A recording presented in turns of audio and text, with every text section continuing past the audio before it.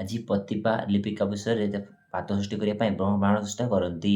ହଁ ଦର୍ଶକ ବନ୍ଧୁ, ଆଜି ଗେଷ୍ଟମାନଙ୍କ ସାମନାରେ ଏସବୁ ଝଗଡ଼ା ଦେଖି ରାଗିଯାଆନ୍ତି। ପ୍ରତିଭା ଲିପିକା ସମସ୍ତଙ୍କ ସାମ୍ନାରେ ଦେଖି ତାକୁ ବହୁତ ରାଗିବାକୁ ଲାଗନ୍ତି। ବର୍ଷା ଲିପିକାକୁ ସାପୋର୍ଟ କରି କୁହନ୍ତି, ଏ କିଛି ମାନସିକ ଝଟକା ନୁହଁ, ଏ କିଛି ଏଲର୍ଜି ହୋଇଯାଇଛି। ଲିପାକୁ ତାଙ୍କ ରୁମ୍କୁ ନେଇକି ତାଙ୍କ ଦେହରେ ଜବରଦସ୍ତି ମେଡ଼ିସିନ୍ ଲଗାଇ ଦିଅନ୍ତି। ଏସବୁ ପ୍ରତିମା ଜେଜେମା ଦେଖି ବର୍ଷା ଉପରେ ବହୁତ ରାଗିଯାଆନ୍ତି। ଆଉ ସେମାନଙ୍କ ମଧ୍ୟରେ ଗୋଟେ ଯୁଦ୍ଧ କରିବା ପାଇଁ ଗୋଟେ ଉପାୟ ବାହାର କରନ୍ତି।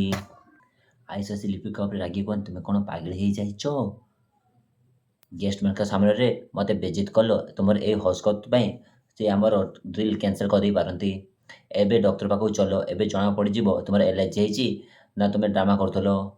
ତାପରେ ସେ ତାଙ୍କ ହାତ ଧରିବାକୁ ନେଇଯିବା ବେଳେ ଦେଖିବ ହାତ ଖଣ୍ଡ ହେଇଯିବ। ଆୟୁଷ ଦେଖିକି ତା ପୁରା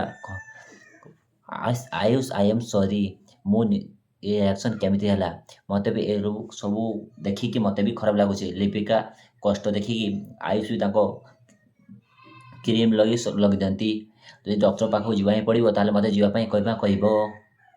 ଆଉ ଏଠି ସମସ୍ତେ ଖାଇବା ସମୟରେ ଜେଜେମା କୁହନ୍ତି, ବହୁତ ଦିନ ହେଲାଣି ଭୋଜନ ଦେଇନେ, ଗୋଟେ କାମ କରିବା ଆଜି ଦେଇଦେବା କି? ପ୍ରତିମା କହିଦେବା, ହଁ ମା, ଆପଣଙ୍କୁ ଯାହା ଠିକ୍ ଲାଗୁଛି ତାହା କରନ୍ତୁ।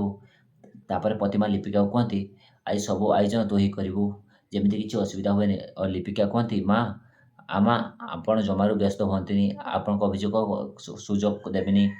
ଆପଣମାନଙ୍କୁ କ'ଣ ଲାଗୁଛି ଦର୍ଶକ ବନ୍ଧୁ?